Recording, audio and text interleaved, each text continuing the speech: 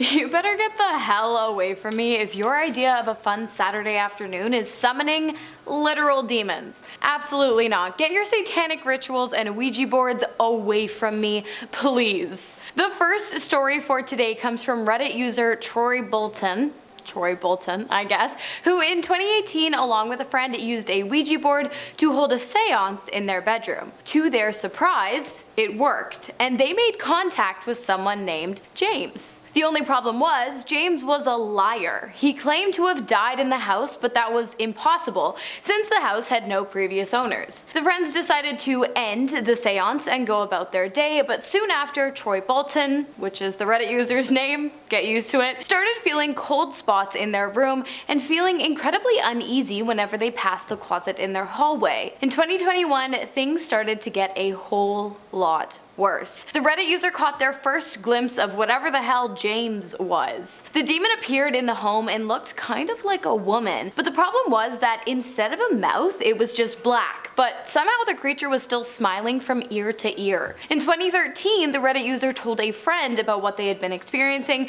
and the two decided to cleanse the Ouija board with some sage. But when they went to light the lighter, it broke. Eventually they were able to sage the board, and after they did, they looked up to see a young man staring at them from across the street. The two went to see where his parents were, but all of a sudden he ran into an abandoned building. The young man, along with the creepy apparition of the woman, were not seen since the cleansing, but recently, like as recently as 7 days ago, Troy Bolton posted that they'd been waking up in the middle of the night around 3 or 4 a.m. to see something moving around their bed. There have been no updates since. Next up, we've got the Popobawa, a demon that resembles a large bat-like creature with big wings and one eye. It is also said that this particular demon is quite well endowed down there.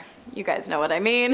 The demon is said to stalk men and women alike, using its shape-shifting abilities to get close to its victims. It hunts at night, sneaking into homes to violate entire families at a time. It's basically summoned through word of mouth. Once it attacks, the demon demands its story to be shared. Whoever hears of the demon is at risk, but those who do not share their experience become targeted by the demon. He breaks into their home again and again and again, and that is definitely not something you'd want. So of course people are forced to share their story. It is said that Popobawa first appeared in 1965, and it has been seen as recently as 2007. Researchers have tried to track down the demon's origins, but it's unclear exactly where it comes from. Protection rituals can be performed to keep the demon from entering the home, including salting doorways and holy water, so if you're feeling nervous, it might be time to make a quick pit stop at your local church or corner store, whichever you guys decide. This next story comes from another Reddit user, this time Natural Selection T,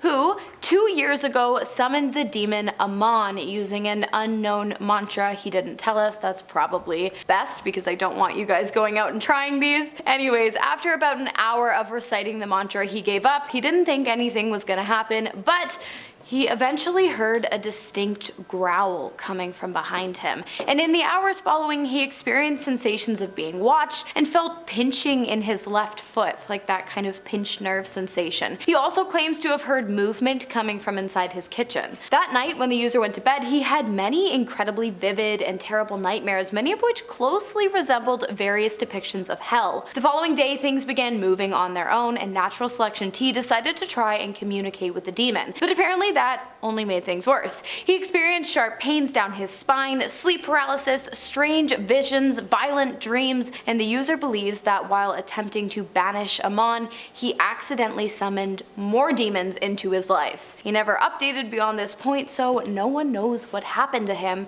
If you guys have any theories, let me know. Next up we have the devil, because obviously if I'm gonna do a list about evil demons, I'm gonna include the OG. In Christianity, it is believed that the devil was the result of a fallen angel by the name of Lucifer. He was prideful, and because of his sin, he was banished to rule over hell. While the name Lucifer is quite common, the devil has been known to go by many names, each one corresponding with its own sin. We have Satan, which corresponds with wrath, Belphegor, sloth, Beelzebub, gluttony, Leviathan, envy, Asmodeus, lust, and mammon, which corresponds with greed. While some people believe that these demons are separate entities, others believe that they are simply separate ways in which the devil shows up, hoping to entice the saints of the world to commit sin. In the most extreme cases, the devil has been known to influence ritualistic sacrifice, careless killings, and obscene violence, but I'm sure you guys knew that. Alright, moving on from the devil, we have none other than the devil's wife, Lilith, also known as the mother of demons. Now, according to Jewish lore, Lilith was the first wife of Adam, actually, which would also make her the first woman,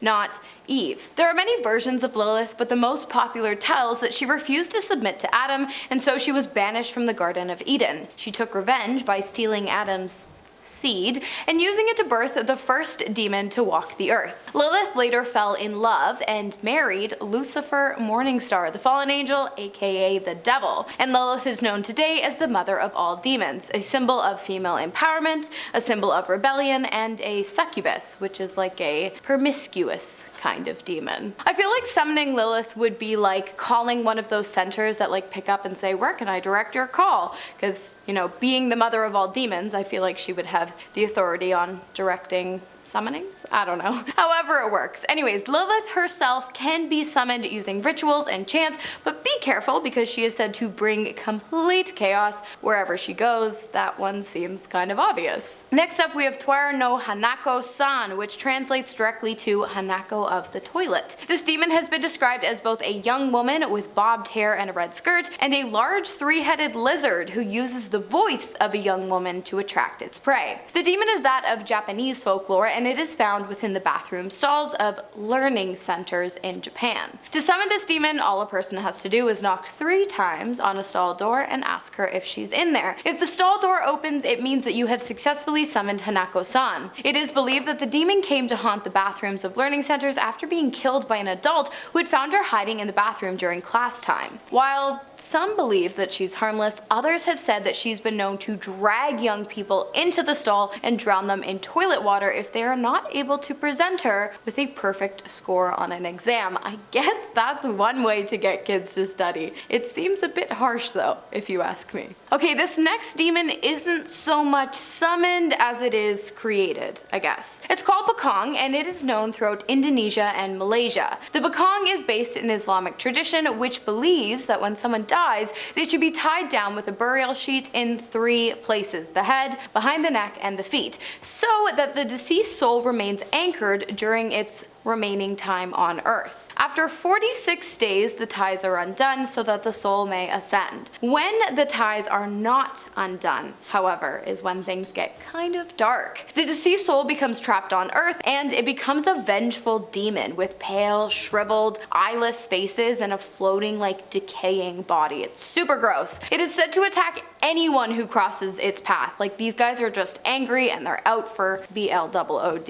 You guys know I can't say it. They're often seen jumping in front of cars in an attempt to cause accidents, probably hoping to get someone to hang out with, if I'm being honest. The life of a Pocong does sound pretty lonely. Not to mention their feet are bound, so they have to hop or roll around the grounds of cemeteries. The only way to avoid one of these things is to either run down a long, winding road and pray it doesn't catch up to you, or lie down and play dead until it loses interest. 2 not so great options, if you ask me. I just wouldn't hang around cemeteries in these places. Next up we have the Jinn demon, an ancient demon that can be found in Arabic and Islamic folklore. They are said to be malicious, mischievous, and downright diabolical, coming in second to the devil in terms of causing major chaos and mass despair. They are said to just kind of exist. Born of smokeless flame, they take on the forms of humans, animals, and kind of anything else in between. And they roam the earth undetected until they are insulted, that is. When a person unknowingly insults a Jinn, which could be as simple as trying to kill a bug, which is a Jinn in disguise, or calling a person or animal ugly, that's also a Jinn in disguise. The Jinn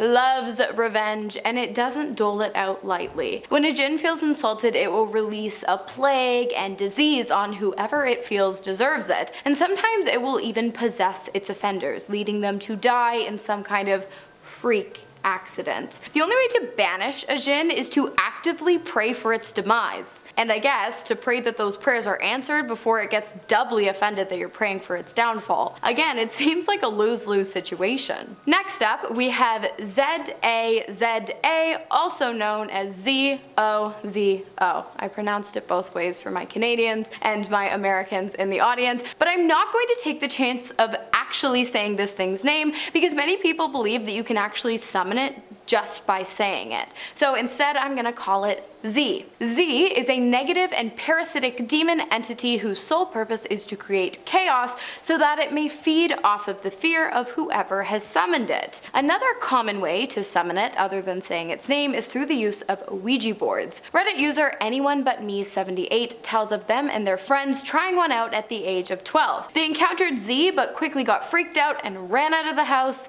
without saying goodbye. Not that smart if you ask me. They went to a party and when they returned to the room with the Ouija board, it was a mess. And it appeared as though the number 666 was loosely spelled out on the floor in the clutter. They say that no one was home during the time that they were gone.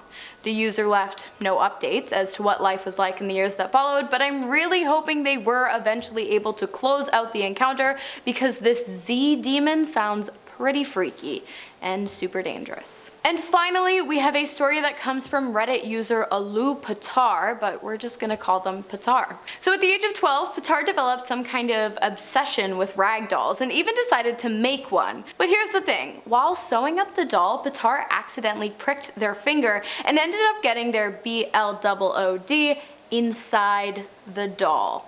That sounds not so great. Eventually, Patar began feeling the presence of something in their room. They would often hear sounds of heavy breathing and feel as though they were being watched by something standing over their bed. As the years went by, these experiences kept happening.